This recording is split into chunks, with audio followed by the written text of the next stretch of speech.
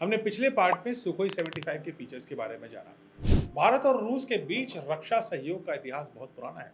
Hindustan aeronautics limited यानी HAL रक्षा के सहयोग से भारतीय वायुसेना के लिए सुखोई 30 एमकेआई का लाइसेंस निर्माण ऑलरेडी लार्ज अमाउंट में कर रही है।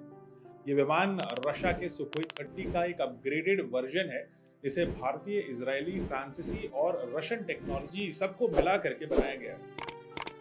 ये विमान भारतीय वायुसेना की रीढ़ है और इसे विशेष रूप से एयर सुपीरियोरिटी के लिए विकसित किया गया है। इसके बाद रशिया ने भारत को सुखोई 75 के उत्पादन के लिए अपना प्रमुख साझेदार बनने की पेशकश करी है और इसीलिए रशिया ने भारत को सुखोई 75 के ग्लोबल प्रोडक्शन के लिए भी पेशकश करी है। भारत इसे मेक इन इंडिया की पहल के तहत बना सकता है और एक डेडिकेटेड असेंबली लाइन में शामिल कर सकता है।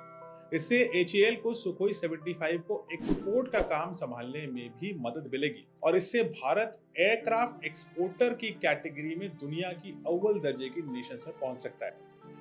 ये समझौता भारत के लिए एक ऐतिहासिक अवसर हो सकता है, क्योंकि सुखोई 75 की कीमत और टेक्नोलॉजी इसे भारत जैसे देशों के लिए आदर्श बनाती हैं, जो अपनी वायुसेना को तेजी से आधुनिक और सशक्त बनाना चाहते हैं।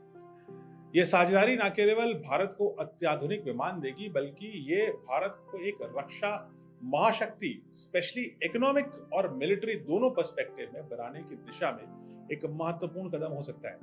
सुखोई 75 के निर्माण में भारत को न सिर्फ एक बेहतरीन विमान मिलेगा, बल्कि उसे वैश्विक रक्षा बाजार में एक नई पहचान भी मिलेगी। दोनों देश, रशिया और भारत, एक बार फिर से जैसे वो ब्रह्मोस में साथ आए थे, वैसे ही सुखोई 75 के मामले में भी साथ आकर के एक दूसरे को बेनिफिट पहुंचा सकते हैं। अगर ये डील होती है और सुखोई 75 दुनिया भर के आकाश में काबिज होता है, तो पाकिस्तान और चाइना की जो डिफेंस कॉरिडोर बन रही है, उसको भी एक बड़ा झटका लगेगा, क्योंकि पाकिस्तान और चाइना मिलकर जो JF-17 दुनिया में बेचने की कोशिश कर रहे हैं, वो फीचर्स और प्राइस उन दोनों में सुखोई 75 से पीछे दिखता है।